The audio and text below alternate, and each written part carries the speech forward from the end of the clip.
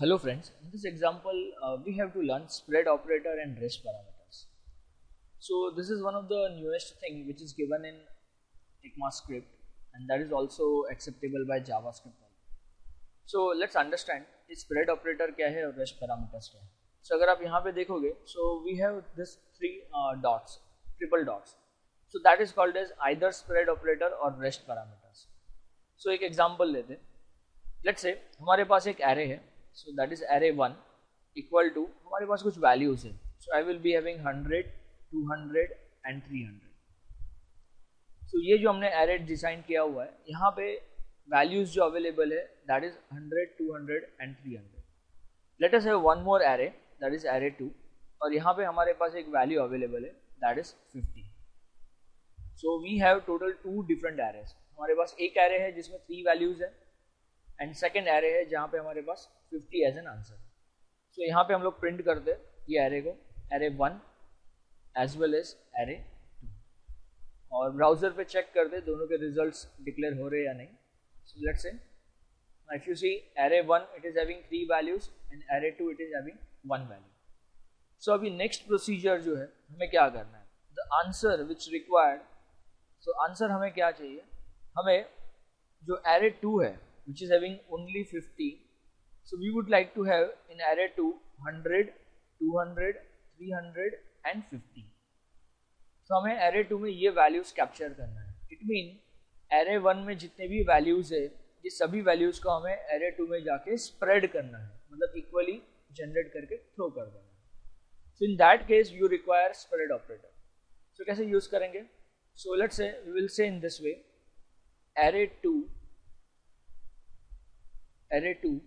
और array 2 में हमें ये वैल्यूज को क्या करना है, इंप्लीमेंट करना है. So I will say array 2 is equal to array 1 comma 50 like this और प्रिंट करते हैं array 2. तो आपने यहाँ पे क्या किया है, array 2 में सबसे पहले आपने पास किया है array 1 और देन लेटर ऑन 50 पास कर दिया. तो ये केस में जो आंसर आपको मिलेगा it will be act as like this.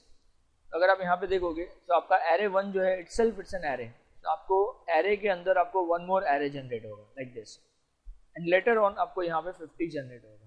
But this is not we require, the statement was like this. अब देखते हैं इसका आंसर कैसे आ रहे हैं.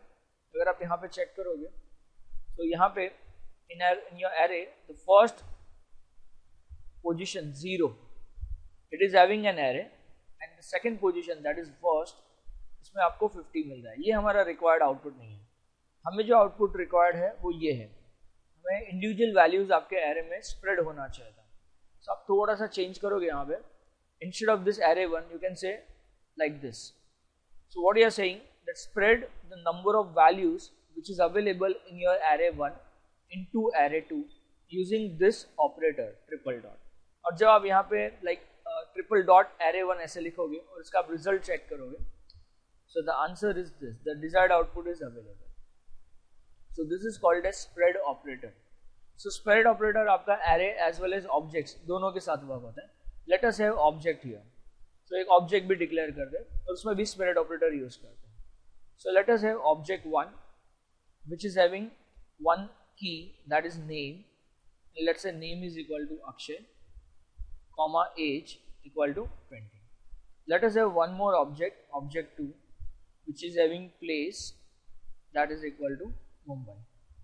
और ये दोनों ऑब्जेक्ट्स को हम लोग क्या करते हैं, प्रिंट करते हैं कंसोल में.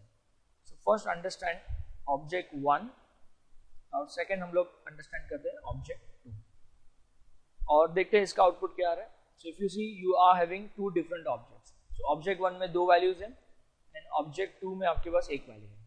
अब हमें डिजायर्ड आउटपुट क्या चाहिए, जैसे हमें आउटपुट ऐसा चाहिए कि in object 2 we require like this, name Akshay, then age 20 and then place that is equal to Mumbai. हमें ये आउटपुट चाहिए.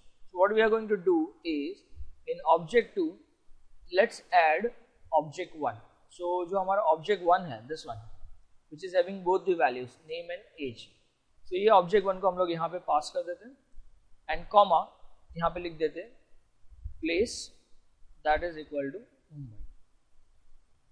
अब चेक कर दे ऑब्जेक्ट 2.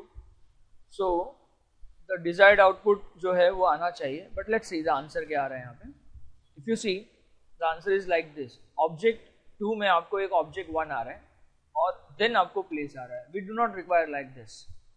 सो हमें यहाँ पे ये जो ऑब्जेक्ट 1 है उसको स्प्रेड करना होगा. So you will say triple dot.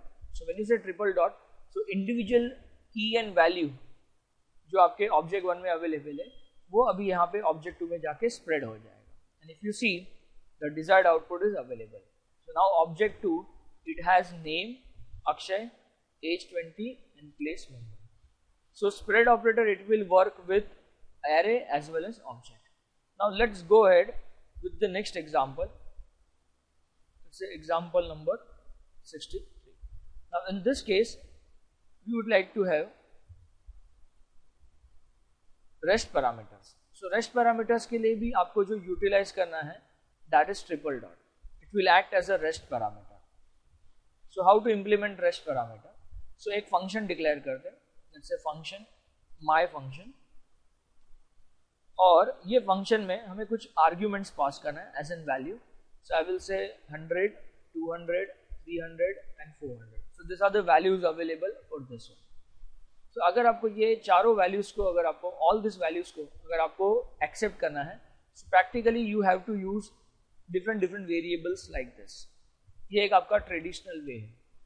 But अगर आपको ये ऑल वैल्यूज को डिफरेंट वेरिएबल्स में एक्सेस नहीं करना है तो आपके पास रेस्ट पैरामीटर है. So how to use? So write it down triple dot and your variable name. So अगर आप कंसोल में चेक करोगे आंसर, सो ये जितने भी वैल्यूज है आपने जो यहाँ से पास किए हैं एज एन आर्ग्यूमेंट, ये आपके ये पर्टिकुलर पैरामीटर में which will act as a rest parameter, तो यहाँ पे ट्रांसफर हो जाएगा. मतलब ये ऑल वैल्यूज आपका एक ही वेरिएबल में ट्रांसफर होगा. सो प्रैक्टिकली ये जो वेरिएबल है वो आपका एरे बन जाएगा. So let us print this example. So ये एग्जांपल को हम लोग प्रिंट करते हैं ब्राउजर से. And if you see so the answer is, ये आपका एरे जनरेट हो गया. So rest parameter it will generate output as an array. So आपने जो यहाँ पे इंडिविजुअल वैल्यूज पास ऑन किया हुआ है, इसका जो वैल्यूज है वो आपका एरे में ट्रांसफर हो गया. आप उसको और भी डिफरेंट वे से मॉडिफाई कर सकते हो. लेट्स से आपको एरे में ओनली ये 3 वैल्यूज चाहिए, ये वैल्यू आपको डिफरेंशिएटली असाइन करना है. सो आप यहाँ पे एक वेरिएबल असाइन कर सकते हो, let's say a comma this. So it mean आपका जो फर्स्ट वैल्यू है 100, now it will move to a and the remaining जो वैल्यूज है वो आपके रेस्ट पैरामीटर में ट्रांसफर हो जाएगा. So let us print a also. तो अगर आप यहाँ पे चेक करोगे, सो रिलोड करोगे, सो a में आपको 100 मिल चुका है एंड रिमेनिंग वैल्यूज आपके एरे में ट्रांसफर हो गए. लेकिन ये केस में आपको एक ध्यान में रखना है कि आप रेस्ट पैरामीटर के बाद कोई भी वेरिएबल असाइन नहीं कर सकते हो लाइक दिस. लेट्स से हमने यहाँ पे असाइन किया b. So after rest parameter you cannot have any parameters. तो अगर आप यहाँ पे देखोगे व्हेन यू से रिलोड, तो रिलोड पे now you will be having an error. So error says parameters after rest parameter, so that is not allowed. So rule ये है कि रेस्ट पैरामीटर ऑलवेज आपका लास्ट पैरामीटर होना चाहिए, and before that you can pass multiple parameters like this. So this example it was belong to spread operator and rest parameter. So spread operator और rest parameter ये आपका in a reverse way work करता है. So अगर आपको एक array में कोई values है और ये values आपको दूसरे array में आपको transfer करना है, तो आपको ये individual values को spread करना होगा. And using this particular operator, that is spread operator. You can do the same procedure with object also. So ये आपके ऑब्जेक्ट, ये जो ऑब्जेक्ट 1 है ये हमने ऑब्जेक्ट 2 में स्प्रेड किया हुआ है यूजिंग दिस पर्टिकुलर फॉर्मूला. और रेस्ट पैरामीटर जो है वो रिवर्स वे में काम करता है. So if you have multiple values and if you want to combine this multiple value in a single variable, तब आप उसको रेस्ट पैरामीटर से एक्सेस कर सकते हो. So this is how it works in JavaScript. It's a newest thing and you must use this rest parameter and spread parameter in your project. So अगर आपको ये वीडियो में कोई भी क्वेश्चन हो, आपके सजेशंस हो, so please आप सजेशंस आप चैट बॉक्स या कमेंट बॉक्स में पास ऑन कर सकते हो. And thank you for watching this.